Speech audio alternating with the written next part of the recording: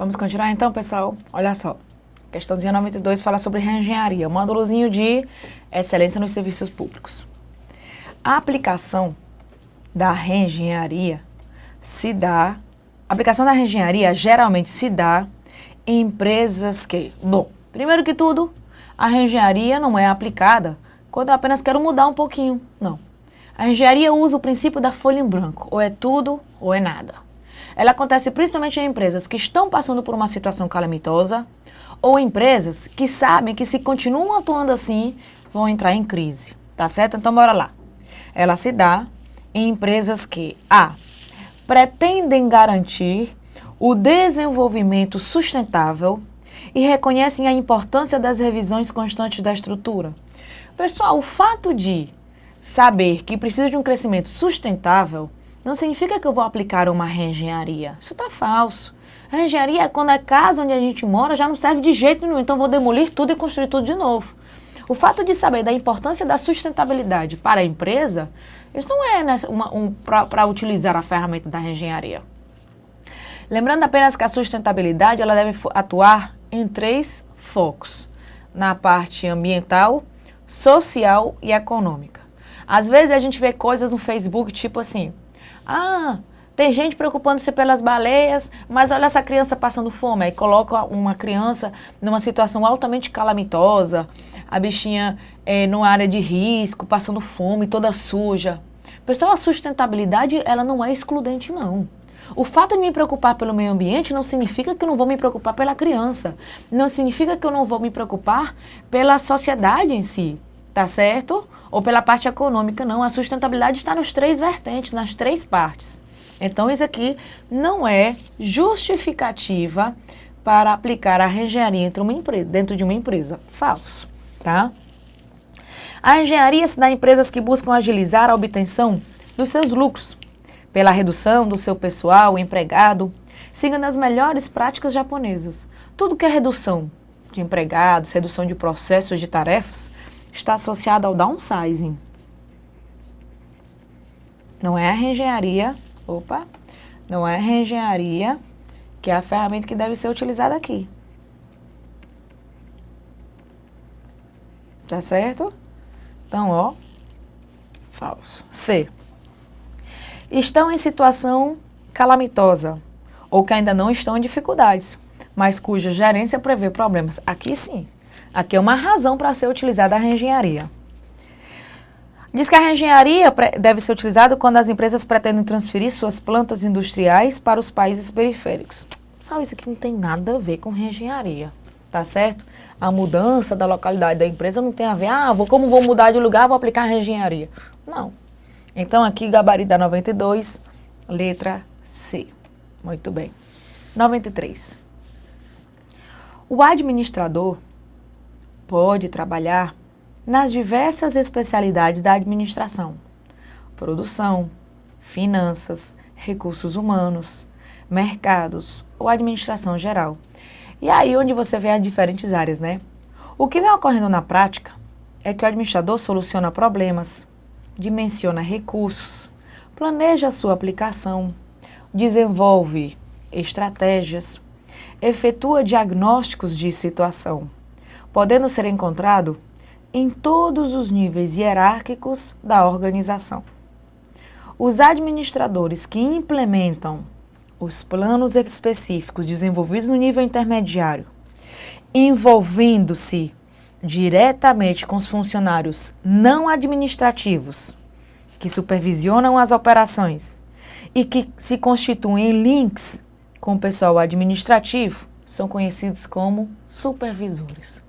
Os supervisores são aqueles que se relacionam diretamente com os não administrativos e funcionam como link com o pessoal que é administrativo. Então, a gente tem aqui, olha só aqui, nossa velha estrutura de uma empresa.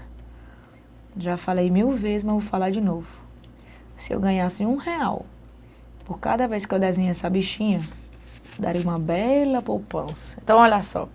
Aqui nós temos o pessoal do nível estratégico, tá certo? Gerente geral, altos executivos. Aqui, gerentes intermediários. E aqui a gente vai ter, supervisores e operários. Esses supervisores, eles se relacionam com os não administrativos, que são os operários, que são os produtivos. E eles servem com link com os administrativos, eles estão no meio dos dois. Esses são os supervisores. Letra C. Muito bem. 94. A comunicação em uma estrutura organizacional torna-se fator preponderantemente facilitador para alcançar as metas e os objetivos, previamente planejados e claramente estabelecidos. Desta forma, a comunicação deve ser clara, objetiva e direcionada, perfeito. A comunicação deve ser clara, objetiva e direta, perfeito. A letra B fala resumida, com abordagem genérica e abrangente. Pessoal, é meio contraditório. Como é que eu vou resumir com abordagem genérica, né? A letra C diz clara, com abordagem abrangente e direcionada. Também vai ser contraditório. E mais, a comunicação não é que ela deve ser abrangente, ela deve ser objetiva. Para aquilo que ela deve usar aqueles termos que ela precisa para aquele momento. A letra D diz objetiva, direcionada, mas ela fala resumida. No resumo, eu posso, sem querer, ocultar algumas informações. Por exemplo, eu tenho alguns alunos, inclusive fica a dica para quem sempre pergunta isso, professora, estudar por material de revisão é suficiente? Pessoal, essa é uma resposta que não dá para dar. Não dá para você dizer, pessoal, basta estudar por esse módulo que é suficiente. Cuidadinho. Se fala de administração, por exemplo, o MPU, são muitas questões de administração. Você vai ter que assistir, sim, o módulo de gestão de pessoas, o módulo de gestão de materiais, o módulo de administração pública. Às vezes, os alunos dizem assim, professor, é porque a prova é domingo e eu não tive tempo de estudar. Tem como você me dizer quais são as aulas mais importantes? Pessoal, pelo amor de Deus, não dá não. Não dá não porque as organizadoras, elas fazem um rebuliço só. No começo de 2013, na prova que teve do Banco do Brasil, simplesmente caíram 18 questões dessa matéria. E apenas 7 questões de conhecimentos bancários. Nunca tinha acontecido isso na história. Antigamente caíam 8 da nossa matéria e 30 de conhecimentos bancários. Tá certo? Então a gente não pode ficar com esse negócio de faltam 3 dias para a prova, eu não estudei administração. Me diga, por favor. Não tem como, pessoal. Isso aí é pedir um milagre. Não dá para aprender uma disciplina de 3, 4 dias. Muito menos uma disciplina dessa como administração, que são muitos conceitos. Tá certo? Então, o resumo é apenas uma revisão. Não significa que ele seja suficiente, tá bom? Então, 94, letra A. 95. A análise SWOT é uma ferramenta de gestão muito utilizada como parte do planejamento estratégico. O termo SWOT vem do inglês e representa as iniciais das palavras forças, fraquezas, oportunidades e ameaças. A análise é dividida em 2 partes. Uma relacionada ao ambiente externo à organização e a outra ao interno, pela seguinte razão. A. O externo pode ser controlado pelos dirigentes da organização, enquanto o interno não, está trocado. O externo é incontrolável, o interno é controlável. B. O interno pode orientar as ações relacionadas com oportunidades e ameaças? Não.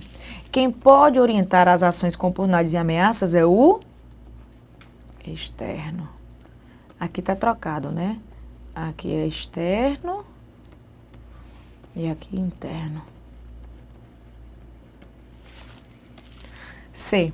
O externo fica fora de controle. Perfeito.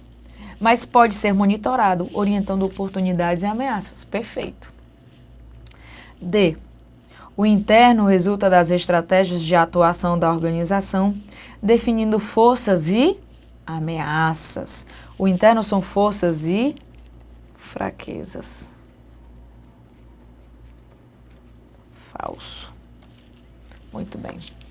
96. Segundo Chavenato, a centralização e a descentralização referem-se ao nível hierárquico no qual as decisões devem ser tomadas. Assim, a descentralização A. faz com que a organização seja desenhada dentro da premissa de que o indivíduo no topo possui mais autoridade. Não, isso é a centralização. A centralização é que tem como característica que o indivíduo no topo vai ter mais autoridade. Tá certo? Falso. B. A descentralização elimina esforços duplicados por vários tomadores de decisão e reduz custos operacionais. Essa é uma característica da centralização novamente. Por que a centralização elimina esforços duplicados? Se só uma pessoa vai tomar a decisão, só uma vai planejar, organizar, dirigir, controlar sobre determinado assunto. Se várias pessoas vão tomar a decisão, todos eles vão planejar, organizar, dirigir e controlar sobre determinado assunto. Tá certo? E por que a centralização ela reduz custos operacionais? Porque, na verdade, se eu centralizo as decisões no topo, eu não preciso contratar pessoas altamente capacitadas nos níveis inferiores. Eu posso contratar qualquer um, já que ele só vai executar, ele não vai pensar, tá bom? Então, essa é uma característica da centralização, que está na letra B. C. Permite que as decisões sejam tomadas pelas unidades situadas nos níveis mais baixos da organização. Essa é uma característica da descentralização. Perfeito. D. Requer que as decisões sejam tomadas por administradores que possuem uma visão global da empresa. Essa é uma característica da centralização. Pronto. A, B e D são características da centralização, apenas a letra C é da descentralização. Muito bem. 97. Uma das vantagens da estrutura organizacional baseada em equipes é a autossuficiência dos grupos para realizar o trabalho. Verdade.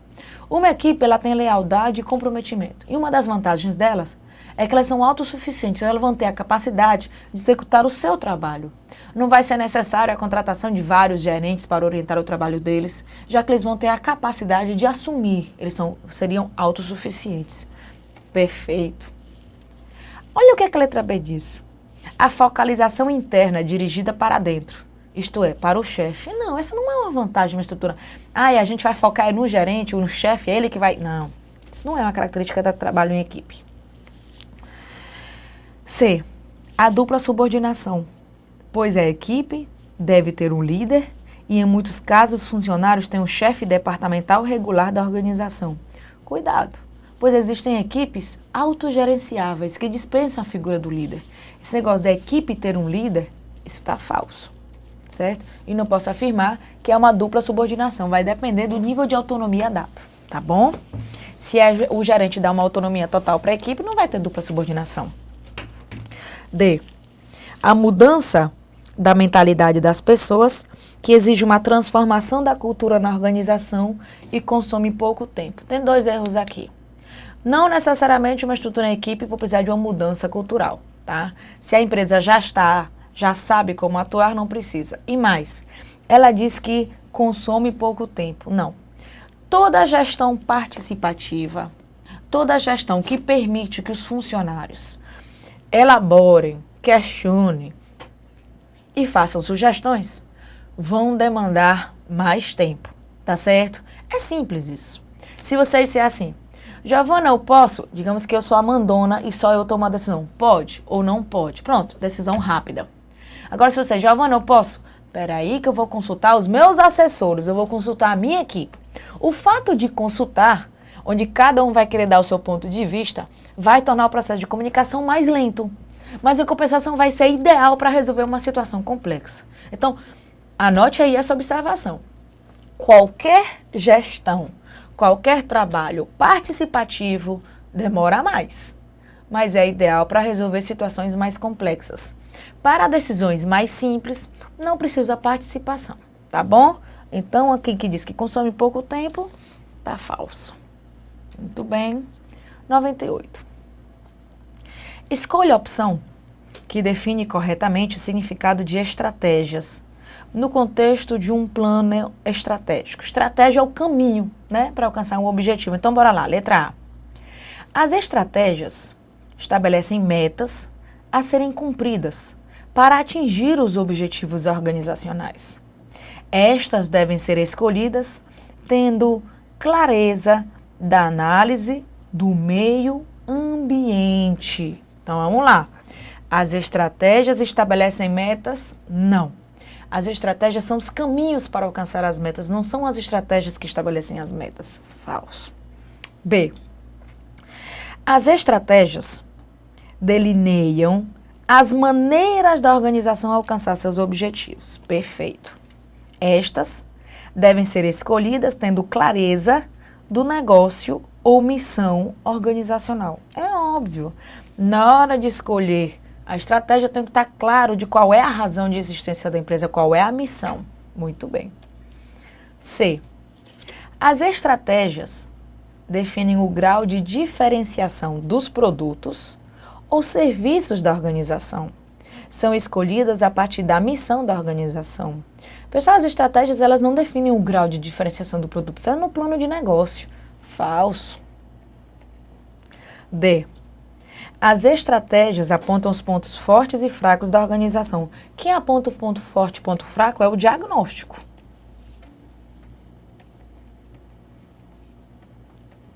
Não é estratégia. E a estratégia ela é feita após o diagnóstico. Falso. Questão 99. Assinale abaixo a alternativa que contém as palavras certas na ordem correta para preencher as lacunas na frase. Tananã é, de modo geral, tananã, antecipadamente o que deve ser feito. Se você pegar cada frase e procurar encaixar, ela vai encaixar em concordância. Só que aí você tem que ir para a palavrinha-chave. Quem é que necessariamente faz algo antecipado? Administrar, controlar, coordenar ou planejar. A única função que necessariamente é antecipado é o planejamento. O resto pode acontecer concomitantemente. O planejamento não, o planejamento sempre vai ser antes. Então, planejar é, de modo geral, decidir antecipadamente o que deve ser feito. O planejamento sempre vai ser antes da execução. A administração, o controle e coordenação pode ser durante. O planejamento só pode ser antes. Então, aqui é a letra D de dado. 100. No planejamento estratégico, a análise externa tem por finalidade estudar a relação existente entre a empresa e seu ambiente, em termos de, ora, se ele está falando de análise externa, são oportunidades e ameaças. Cadê? Letra A. Porque pontos fortes e pontos fracos é a análise interna. E o resto está misturando só. Tá bom? 101. A organização do trabalho de uma equipe reflete sua imagem e também a da empresa da qual faz parte. Portanto, é correto afirmar que A. Um ambiente de trabalho organizado permite maior controle, acesso mais rápido às informações e disponibilidade de tempo para dar conta de outros processos administrativos. Ora, diz aqui a gente fala, um guarda-roupa organizado permite um melhor controle, saber o que você tem dentro do guarda-roupa. Consegue encontrar mais rápido as roupas e disponibiliza mais tempo para fazer outras coisas. Perfeito. Questão correta. Letra B. As rotinas administrativas independem do planejamento? É óbvio que não. As rotinas administrativas vão depender do planejamento, e o planejamento que vai elaborar essas rotinas precisa tomar em consideração a situação real da empresa. Então diz que as rotinas independem de planejamento, organização, controle e acompanhamento. E justamente por isso a equipe de trabalho tem seu tempo otimizado. Ao contrário, se a rotina não for bem planejada, a gente vai ter desperdício de tempo. Falso. C. Uma reunião que alcança os seus objetivos é aquela que tem o maior número possível de participantes, que estejam ou não envolvidos com os itens propostos na pauta, proporcionando, dessa forma, agilizar a tomada de decisão, gerando bons resultados para a empresa. Pessoal, eu não posso afirmar que uma reunião é boa quando tem a maior quantidade possível de participantes. Então, vou chamar a torcida? Não. Uma reunião é boa quando consegue que aqueles objetivos que foram estabelecidos para a reunião sejam alcançados. E não dizer que quando tem a maior quantidade possível de pessoas. E que estejam ou não envolvidos com os itens propostos. Se eu não tenho nada a ver com aquela atividade, o que é que eu estou fazendo ali? Eu estou perdendo tempo. Falso. D. Os compromissos em uma agenda não podem ser organizados por ordem de prioridade, pois dessa forma facilitará o atendimento a contento de todas as demandas de serviço e pessoas. Claro que podem ser organizados por ordem de prioridade. Falso. Sem lógica, né, pessoal? Facinho, facinho. 102. Acerca das comunicações organizacionais, assinale a opção correta. A informação contábil e financeira segue o fluxo de comunicação descendente. É ascendente. O departamento financeiro não fica informando aos seus subordinados o que é que está acontecendo financeiramente dentro da empresa. É um fluxo ascendente. Falso. A comunicação de staff ou assessoria para os departamentos segue o fluxo ascendente de comunicação. Pessoal, tem que ter cuidado aqui. A comunicação de staff ou assessoria é uma comunicação horizontal. Falso. C. Ocorre dissonância quando o significado percebido pelo destino é igual ao significado transmitido pela fonte. Se é igual o emitido e o percebido, então não é dissonância. E aí temos uma comunicação clara. Falso. Dissonância é quando tem uma distorção. D. Distorção significa uma alteração no sentido da mensagem e suas passagens pelos diversos agentes do sistema. Perfeito. Aí quando a gente tem uma distorção. Muito bem. 102, D de dado. 103. Avalie a correção das afirmativas abaixo a respeito do comportamento dos grupos. 103. Os grupos formais são definidos pela estrutura organizacional, com atribuições de trabalho. Os grupos formais são definidos pela estrutura organizacional, com atribuições de trabalho. Perfeito. Grupos formais porque são previamente planejados e estabelecidos. 104. Os grupos informais são determinados pela organização, que se juntam para executar uma determinada tarefa. Esse é um grupo formal, tá certo? O informal surge espontaneamente, devido a laços de amizade e de simpatias. Falso. 105. Os grupos informais são alianças estruturadas formalmente pela organização e surgem em resposta à necessidade do contato social. Os grupos informais surgem espontaneamente, surgem pela necessidade do contato social, mas não são estabelecidos formalmente. Falso. 106. No que se refere ao comportamento organizacional, julgue os itens a seguir. 106. Não existe relação entre o desempenho e a motivação do indivíduo e o estabelecimento de metas nas organizações.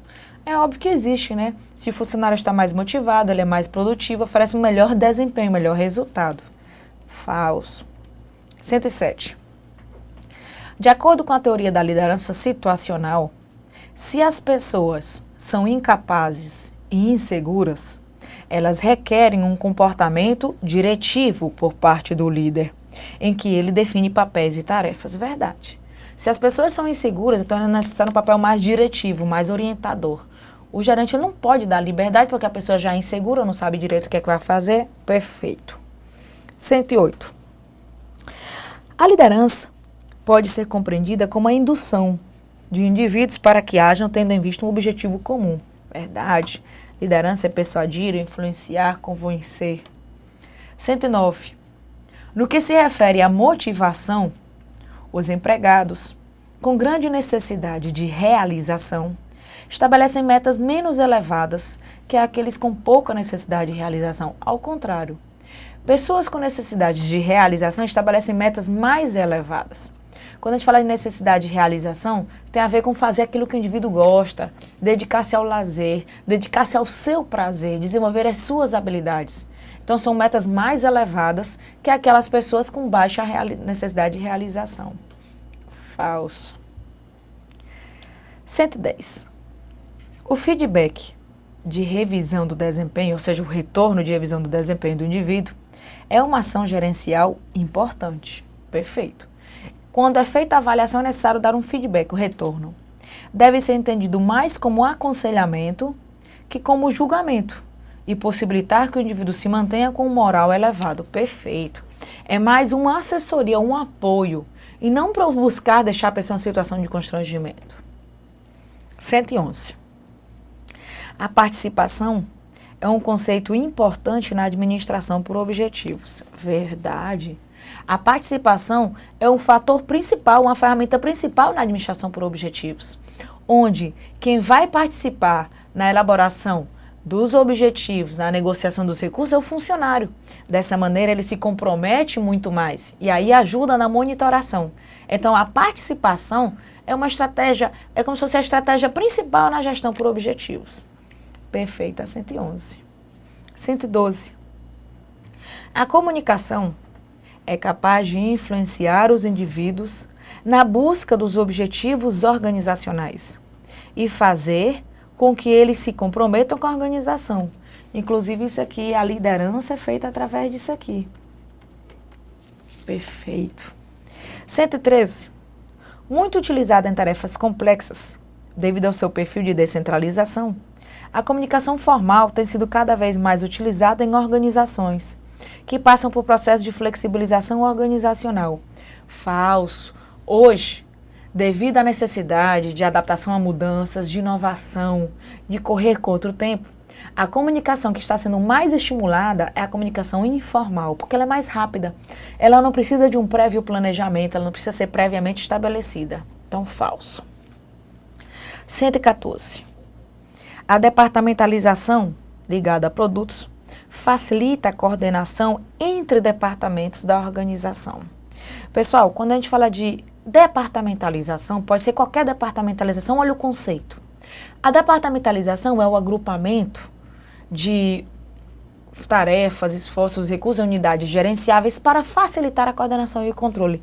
Dizer que a departamentalização por produtos não facilita, então está falso. Então, para que ela vai ser implementada se ela não facilitar? Então, pode ser qualquer departamentalização, tá bom? Então, aqui está verdadeiro. 115. As organizações insistem em adotar a estrutura matricial, especialmente porque ela favorece a interligação entre as áreas da organização e mantém a unidade de comando. A departamentalização matricial ela é composta por uma funcional e uma de projeto, produto ou processo. Essa departamentalização não mantém a unidade de comando. Falso. Vamos fazer a 116 sem o enunciado. Por mais bem elaborada e cuidadosa que seja a política de recursos humanos, e por mais que se faça em benefício do elemento humano, haverá sempre, em qualquer organização, problemas de relações humanas no trabalho. Os problemas de relações humanas no ambiente profissional constituem situações não desejadas, mais ou menos graves, mas todas igualmente importantes, que terão de ser solucionadas para que delas não decorram consequências mais graves que venham a interferir na eficiência da organização. Acerca do assunto do texto acima, julgue os itens subsequentes. Vamos lá. 116. Os problemas de relacionamento interpessoal podem ser facilmente resolvidos pela gerência, apenas por meio da coleta de informações acerca do contexto no qual elas ocorrem. Como é que eu vou afirmar que é facilmente resolvido pela gerência apenas coletando dados? Falso. 117. As manifestações de descontentamento, embora comuns em todo o ambiente de trabalho, não devem deixar de ser devidamente consideradas e resolvidos. Verdade. A gente tem que procurar sempre resolver, né? Algumas estratégias são gerenciáveis e outras não. 118. Problemas de relações humanas afetam os interesses, não apenas de 2 ou 3 pessoas que a eles estejam diretamente ligadas, mas de toda a equipe a que pertencem. Perfeito. Ou seja, termina afetando o clima organizacional como um todo. 119. Em todo problema de relações humanas, é necessário que se determine o objetivo que se pretende alcançar para a solução do caso. Em tudo, pessoal. Se eu vou planejar, organizar, dirigir, controlar, resolver um problema, eu tenho que saber para que é que eu quero. Eu tenho que determinar o objetivo. 120. As características gerenciais que, muito frequentemente, são responsáveis pelo surgimento de problemas de relações humanas no trabalho incluem a instabilidade emotiva, verdade, um líder que seja instável emocionalmente vai gerar conflito, a ganância pelo poder, perfeito, e a capacidade para diagnosticar situações irascíveis, ou seja, de ira no grupo do trabalho. Isso aqui não prejudica, isso aqui não ajuda para o surgimento de problemas, não prejudica para que aconteçam mais problemas. Não, isso aqui é o contrário. Ajuda para resolver problemas, tá certo? Então, realmente, instabilidade emotiva e ganância pelo poder ajuda para ter mais conflitos, mas a capacidade de diagnosticar situações irascíveis não prejudica. Falso. 121. Pronto, faltam só 3 questõezinhas para a gente terminar esse bloco 6, tá? A maneira como as relações humanas são conduzidas em uma organização tem forte impacto na produtividade e na qualidade do trabalho. Com referência a esse tema, julgue os itens que se seguem. 121. O manejo inteligente das relações humanas no trabalho pode levar à superação de dificuldades organizacionais, como alto índice de absenteísmo. Perfeito.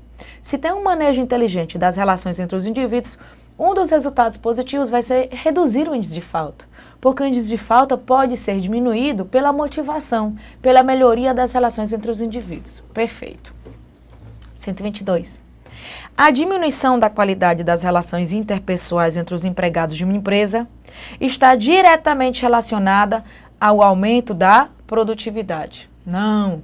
A diminuição da qualidade está diretamente relacionada com o aumento da produtividade de jeito nenhum. Tá certo? O aumento das relações está diretamente relacionado com o aumento da produtividade. Falso. 123. A valorização do ser humano no ambiente profissional é fato gerador de produtos e serviços de melhor qualidade. É óbvio, funcionário mais motivado oferece um serviço de melhor qualidade e mais produtivo. Perfeito. Buf, terminamos. Terminamos o bloco 6 apenas, hein? Vamos para o bloco 7 na próxima aula. Até lá.